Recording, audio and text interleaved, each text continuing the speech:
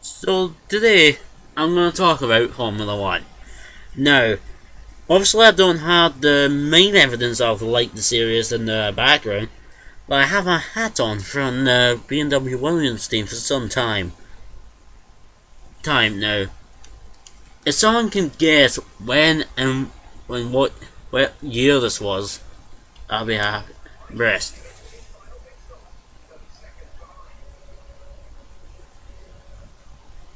So, as a fan of Formula One since 2003, I didn't understand sport fully until 2005. Couldn't understand bits of it yet, like reading the headlines after the Indianapolis Grand Prix in 2005. Only 6 cars started because the Michelin tires could not stand the wear that they were given on the final corner.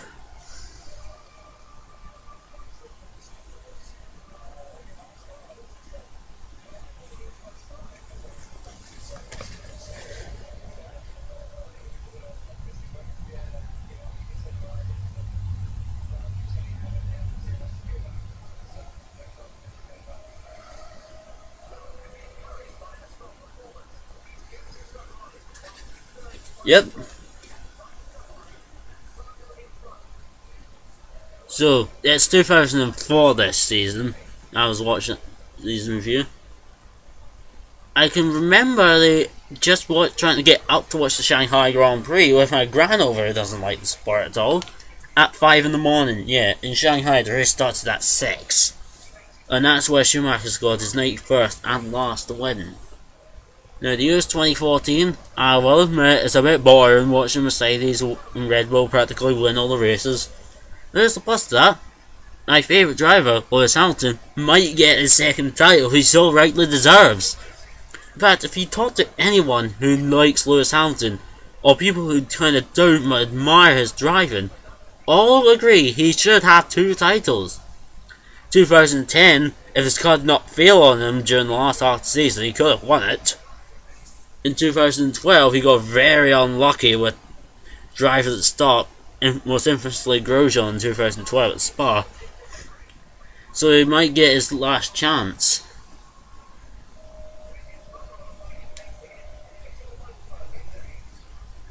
So, today's actually Sunday the 21st. It's the Singapore Grand Prix this weekend. Lewis Hamilton on pole by a James Bond style to gap, actually. 0.007 seconds. There's actually a video on YouTube that shows what Rosberg's reaction was. And essentially, it's just the game Mario Kart. Like, okay, Hamilton beat by 0.007 seconds. Damn it! And I thought, did he just lose the game of Mario Kart?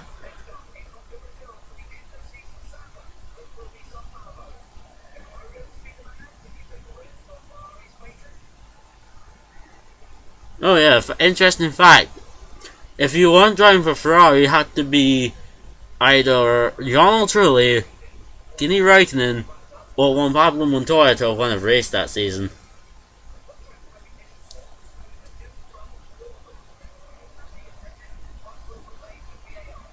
Oh yeah, that might have been from then.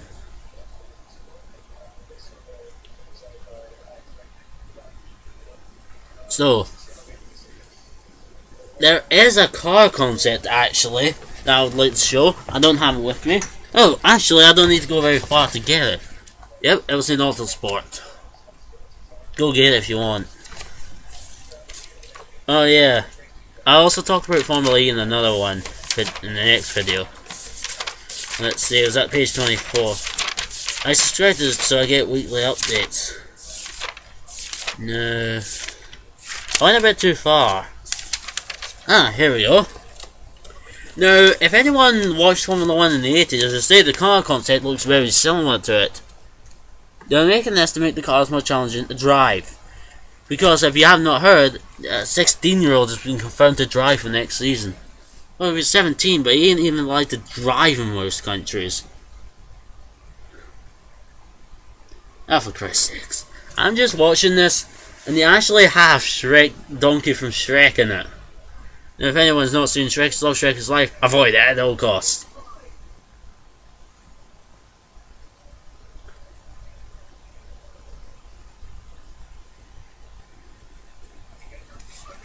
So, I like Formula 1 and admire its history, actually. A lot of people don't admire sports start.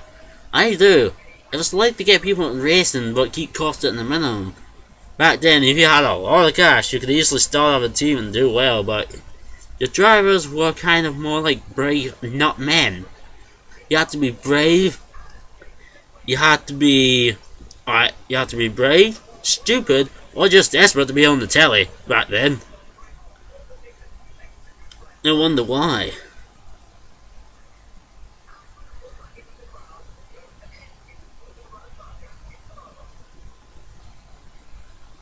So, with Formula 1 approaching its climax this year, join me soon. Next race is Russia, which I'm surprised is still good on the calendar after what happened in Ukraine.